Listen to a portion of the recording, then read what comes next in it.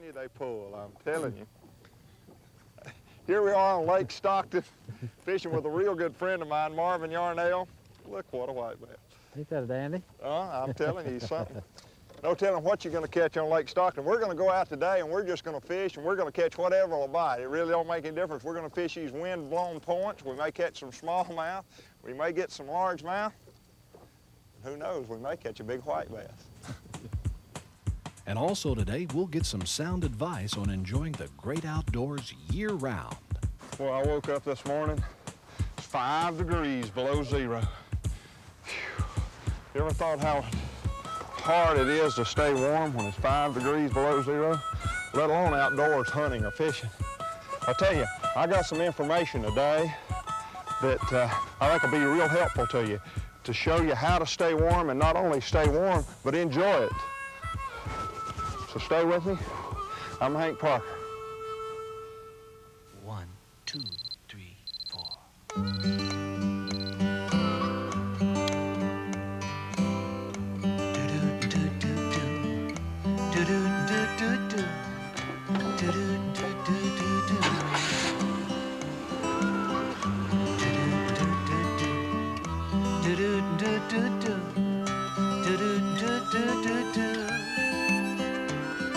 The house needs painting, the grass needs mowing. Where's he at? Hi, this is Hank. Sorry I missed your call. Leave me your name and your number and I'll get back to you. He's gone fishing. This is Hank Parker's Outdoor Magazine, featuring the first sportsman to win both the Bassmasters Classic and the title Bass Angler of the Year, Hank Parker.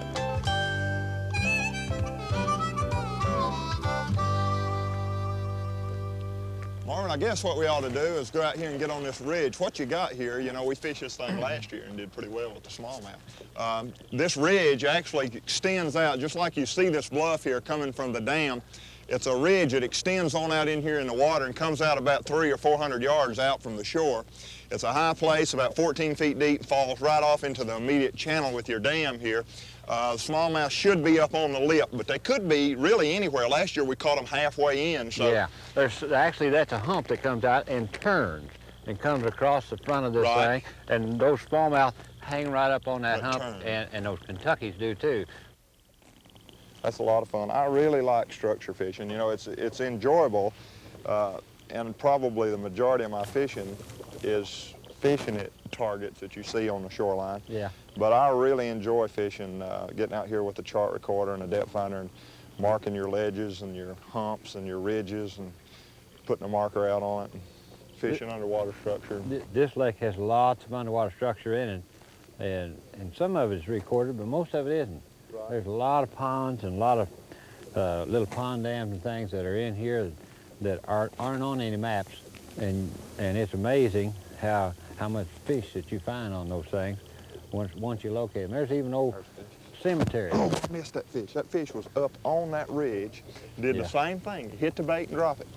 Yeah. Then you're saying there's probably a lot of ridges out here in Lake Stockton that a guy with a depth finder or a chart recorder could go out and find that you're not necessarily going to find on a map. Yeah, they're just not on any map, unless you mark your own map and put them on there. Of course, a lot of guys do that, especially when they catch the lake down, catch it low. Well, it's low right now, isn't it? This time of year, where it's only about 8 feet low right now. The lowest it's ever been was 17 1/4, so one time it was a lot lower than this. 17 1/4, this would almost be out of the water, wouldn't it? Yeah, you could see it when the water's clear, yeah. Of course, this lake is clear anyway, but you can see that hump. There's a hit. There was a hit before he ate it up. He got on it, didn't he? He got on it. Yes, sir, he did. Now that fish, a little smallmouth. Brownie. Yeah. How about that? I love it. It's smallmouth. I love it. Well, they sure get mad when you catch them, don't they? I mean, they don't like that at all. He ate that pork chop, though. Boy, they're pretty. They are beautiful fish. Yeah. I made that cast. I threw out there. That fish had that bait. From the time it hit the water, I picked up on it. Check him again. I thought it could have been on. I picked up on it, and I thought that could have been hung. I felt him, and he felt me, and let it go, and then came right back on it. Got it again. Come on, brown bass, it's time.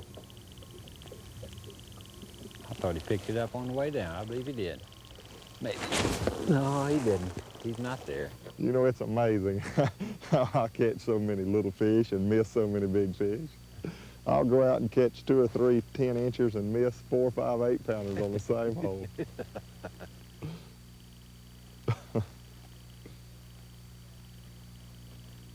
It works that way. I fishing a guy in a tournament one time. We went to a little area he had a lot of confidence in. He was telling me about all these big fish he was catching in the area, and I was wanting to leave. I wasn't very impressed with her, and he threw out there with a crankbait, and just as we were getting ready to leave and hooked a fish and it broke his line, he said, "Man, that was a giant."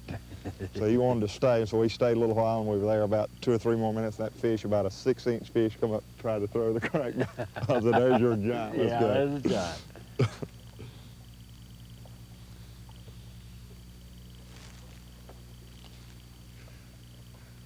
Well, somebody else is going to do a little fishing. Now, what are they fishing for, Marvin? Now, walleye or? Looks like they're going to troll. They're probably going to troll for some white bass. Oh, I see. Is this an area where they've been catching some white bass? Yes, it is. Uh-huh. Had that drag loose. Feels like Still got him on though, don't you? Yeah, I do. I didn't get a good hook in him. I don't know, he may. Come on. Brownie. Let's get that drag. Yeah. Brown He ate fish. that little brownie. Brown jig, didn't he? I love it. I love it. You know, a fish like that just really feels good down there 20 feet deep. You Yeah. think you got something Sure really does. giant. What's the only time? Well, they're pretty fish, though, you know? Yeah, they are. Pretty fish. Fixing to get another bite here in a minute, so you just hang on. We'll catch up with Hank and his guest a little later. But first, some hot tips for that cold weather. You know, I got a hunting buddy. No matter how cold it gets, he never wears any additional clothing. Right, Knight? Good boy. You know, but for the rest of us, we have to prepare for this kind of weather.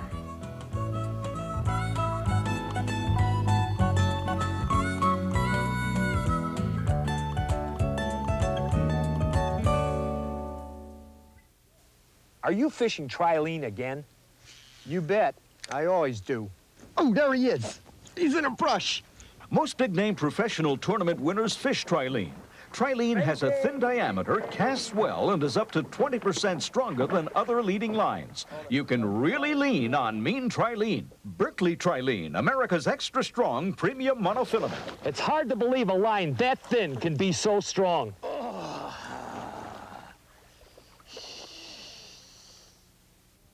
The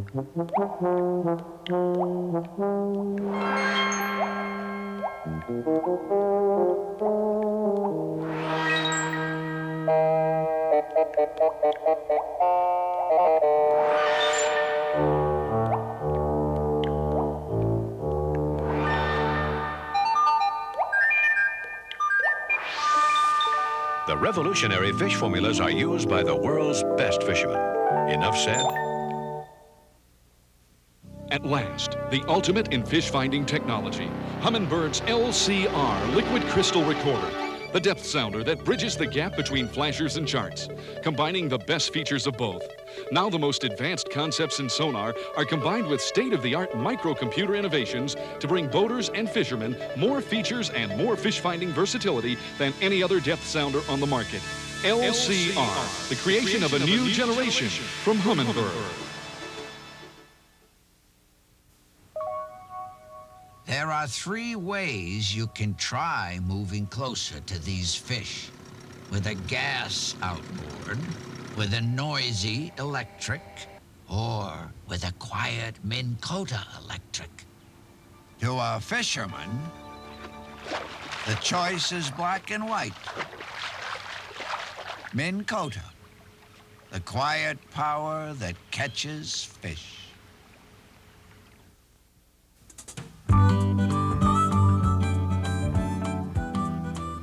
Now, the basic requirement to stay warm is long john. Everybody's got to start out with some long john. Now that applies for deer hunting, duck hunting, or fishing, or whatever. You start with a long john. Now for me, I found that it's a lot easier to stay warm and enjoy the outdoors when I'm wearing layers rather than just one thick, heavy garment, whether it be goose down or whatever. So I like to wear a lot of different clothes. I start with my long johns, and then I go to regular pants, whether it be blue jeans. Blue jeans are awful warm. A lot of times I'll wear blue jeans or some type of khaki pants, and then I always have some kind of pants to go over that. Now this is a unique pair of pants. They're insulated. They're not as thick and bulky as some, but they're waterproof. And it's also windproof, and that's very important, especially when you're duck hunting or riding in a boat, because the wind penetrates the clothing. I don't care how much clothing you got on it, though. If you don't stop the wind and block the wind, then you're going to get cold. So that's a unique pair of clothing to wear if you're not going to be wearing waders. I also have the top for that, and I wear them usually on rainy days. And it's insulated again, and it's big enough, and that's something that I do when I'm in the wintertime. I buy loose-fitting clothes. I buy big enough clothes that I can put them on over several other garments, and they're loose-fitting. So that applies when it's windy or when it's real cold and you're not wearing your waders. Now, if I'm going to wear my waders, then I put on a pair of pants underneath the waders that are not waterproof. It doesn't matter if it's raining or whatever, because then the waders themselves will protect me from the wind and also the rain. Now these are goose down. That's the warmest material that there is. You know, a lot of people have talked about Dacron and Thinsulate material, which is very warm material, but it really isn't anything that I found as warm as goose down. And I wear that underneath my waders. Now let me tell you a tip about waders. Get as good insulated, as thick insulated waders as you can. I have found waders that are insulated on the bottom are much warmer than waders that are insulated on the top. Make sure they have a good felt liner in them. And then I wear my waders at least 2 sizes bigger than my shoe size. Now you can see that. They're huge, but they'll go over all my clothing, and then if I do happen to turn the boat over, if I do fall out, or if I do step in water deeper than my waders, I can get out of them, and that's critical. If you step in over your waders and they're tight-fitting, then you're just gone.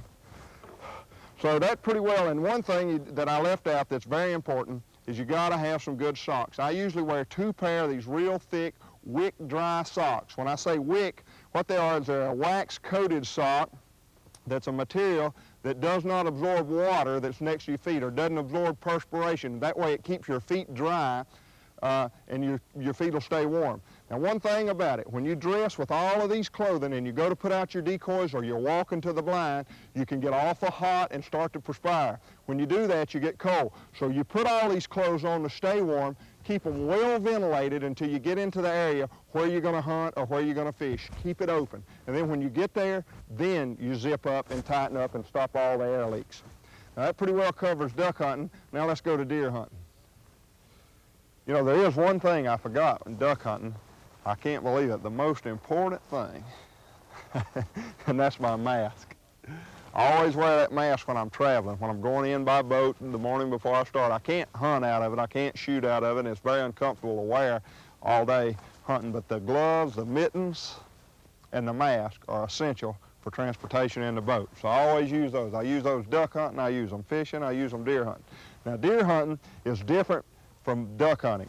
You got to be able to move around in your stand. Usually, as you see here, I got my tree stand. Usually I'm up 15, 20, 25 feet up in a tree, and of course the wind blows and it's cold, but a lot of times you'll have a deer come up behind you, and you have to be able to turn. A deer can hear. You can't wear clothes to make a lot of noise. So I always use something like a goose down vest, but when I wear a goose down vest, then I'll put something over it like a wool sweater.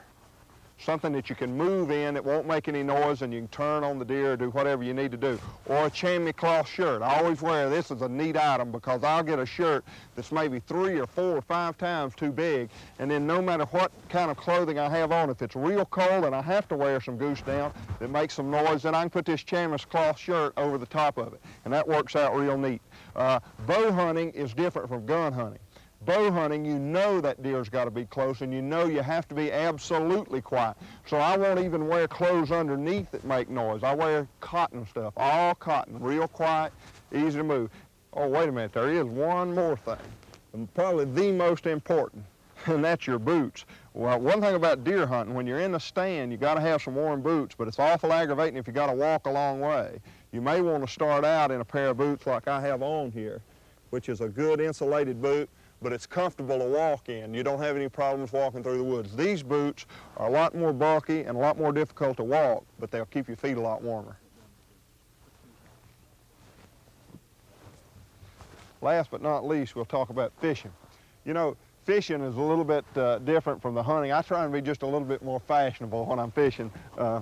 Still, you go to the basics, you long johns, and again, I do fishing a lot like I do when I'm deer hunting. I wear layers of clothing, whereas if it warms up during the day, you know, when you take off in the mornings and it's cold, as it warms up, I can take some of the layers off as I get warmer and still have adequate clothing to continue fishing the rest of the day.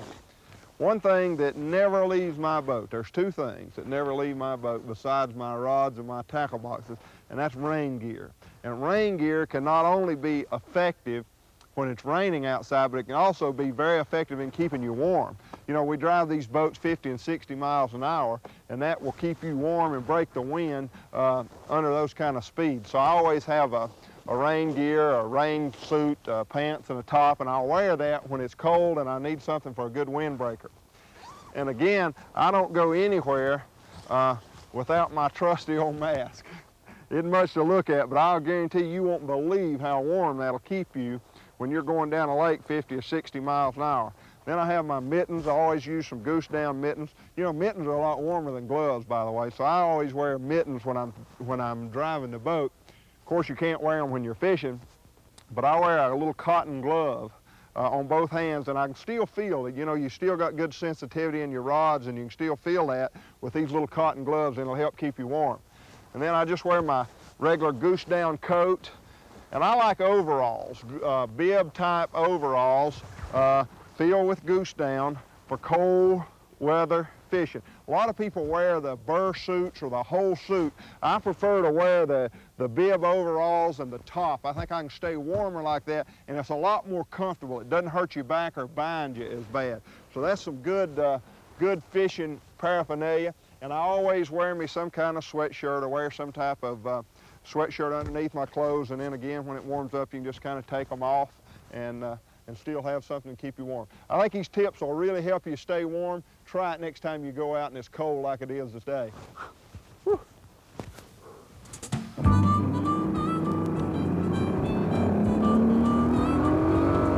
Next, we'll rejoin Hank and Marvin Yarnell fishing for white bass.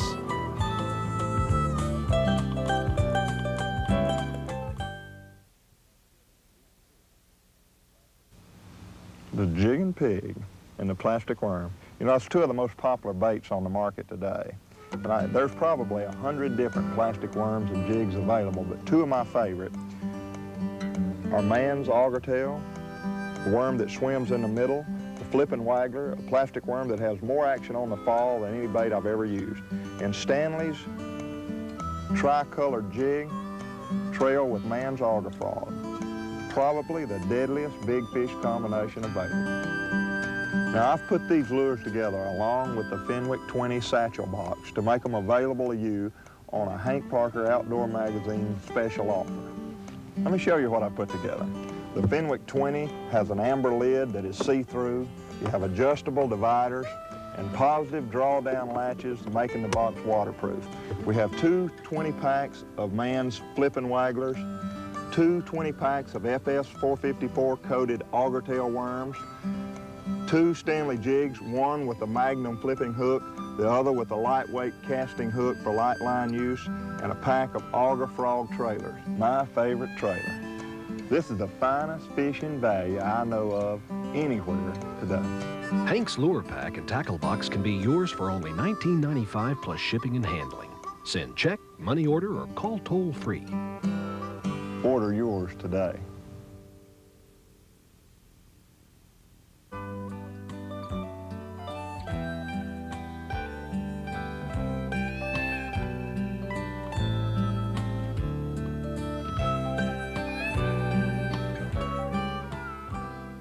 That's an amazing sight. You know, I've seen thousands of deer in my life, but it always just amazes me. I love to watch them. You know, it's something we started out to do a show, and several people got fishing shows on the market today. But what we try to do is just set out and kind of capture some of the feelings that you get just being out here. You know, it's great. You're out here in the fall of the year and you got the weather, and it's just something about being able to get out and go fishing. I don't have to catch 100 fish, or I don't even have to catch a fish to enjoy it. In some way, we want to be able to capture that and pass that on to our viewers.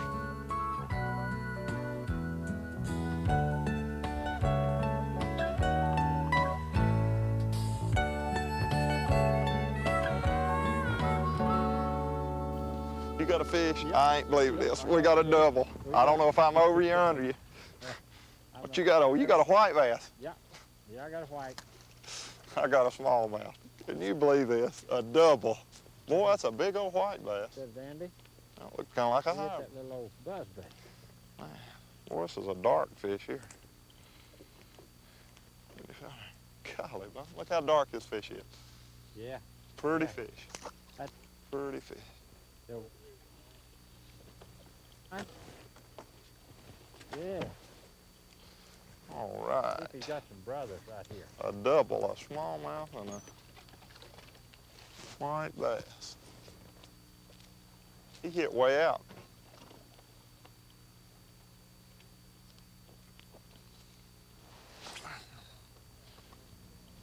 That's pretty neat, just stop on a point and first cast, double up. Two fish.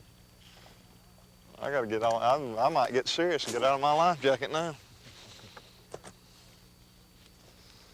Marvin, I tell you, we made a little move over here to see the deer and see a little activity on the point and pull up and catch a smallmouth, and you catch two big white bass on me, double up.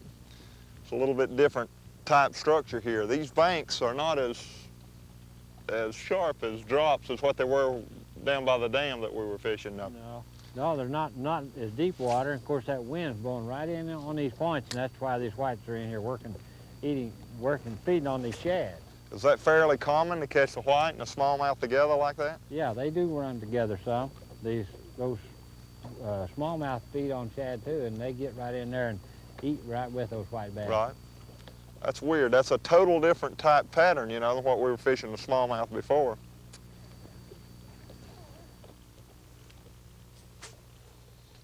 There he is. There he is. Marvin, I think these fish moved out a little Hey, bit. that's They're one of they're those further good out ones, from the too. shore. Golly. Look at that, he saw the boat and went away. There he comes. Come here, boy. That's one of those good ones. That is a good one. Man, they're a lot of fun. Yeah, while you're... Ease him back in there and let him grow up. He'd like getting back in that water. Talk to me, Marvin. What have you done? I was talking about cooking a turkey. I think I got a fish. Not on a buzzbait, surely. Ah, yes, sir. How about that? Boy, that's a pretty. Come here, That's Biggie. about the third one of those big dudes you caught on the buzzbait. Yep. Them things really smack that too. They fight good. They're as much fun to catch as about anything you want to I catch. guarantee you sound like a Pretty. largemouth. Yep. Pretty fish. We'll just eat him. Just put him alive with. Boy, that's a good one. They fight, I'm telling you what, these fish really pull. These white bass are good fighters. They I really mean, are. this is not even one of those big ones. He's foul hooked, that makes it. Yeah, that makes them. Yeah, it was one of the smaller ones that he was really doing. I'll tell you what, you can't beat it. Marvin, I got an idea. Let's go back and look at those special pets you got and show these viewers something that they've never seen before. You mean, How's that you sound? mean my pets are at the dock? Your pets there at the dock. Yeah. Hey, don't go away. We got something really exciting for you coming up. Stay with us.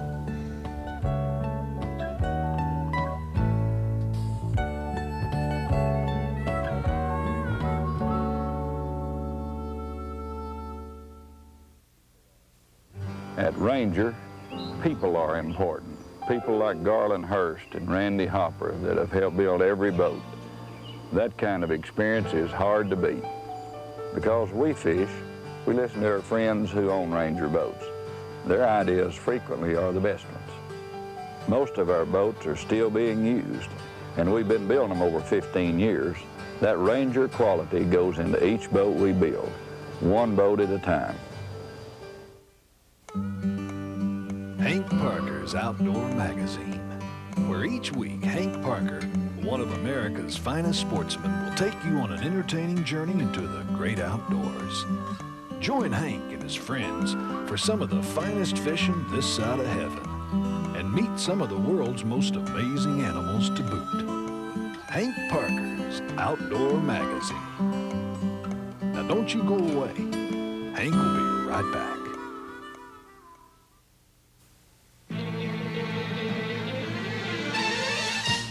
Go for it with Ryobi. Tough, dependable reels for any kind of fishing.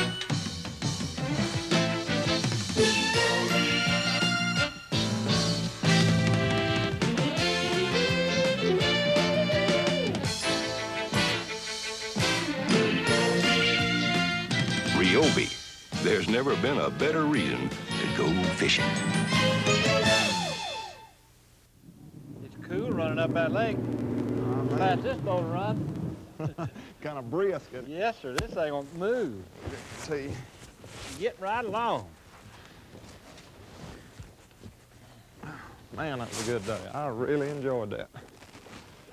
Are the fish usually on the points like that, the white bass this time of year? Yeah, they Is that usually pretty are, common? Hank. Right on them points where the winds are blowing in on them. Boy, that's really Usually fun. pretty tight. I really enjoyed it. Old dog always meets me to come in. Is that your pet? Is that your, where's the special? Let me get this little life jacket off. Where's those special pets you was telling me about? You haven't seen my pets, have you? No, I hadn't. Right here by the no fishing sign. Look at there. Are you kidding me? Yeah. See, that's bass, isn't it? Yeah, that's bass. You ever feed a fish? No, I Well, never feed. Can you feed them? Sometimes they'll eat. Yeah, be kidding They're me. just kind of like your kids. They have to eat too, you know. Yeah. Come here, That is Biggie. unreal, man. There's some Kentuckys in there. Yeah, some of them are spotted. Back magic. Look here now. Magic's wanting some food. Look at Are that. you kidding me? Here you go, big boy. Here, you want another bite? Are you believing this? This is unreal. Marvin, thank you, buddy. I really enjoyed it. It's been a great day. I really appreciate you having me. Thank you, Hank. We're sure glad to have you here. Thank you for being with me today. God bless you. I'm Hank Parker. Let me try that again. There you go. They cut him right by the tail. You got him? Stick it right down to the water. He'll come out of there. Yeah, Leland did. Hank Parker's Outdoor Magazine, sponsored by Fish Formula. We fool Mother Nature. Humminbird Depth Sounders. Minn Kota, quiet power catches fish. Ranger boats, we still build them one at a time. Ryobi, there's never been a better reason to go fishing. And by Trilene, extra strong.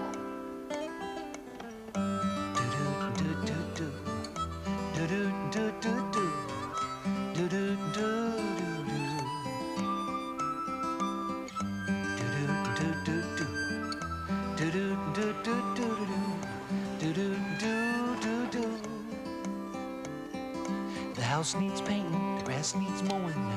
Where's he at? Hank, this is Tom. You told me to call you when they're biting. They're biting. Gone fishing.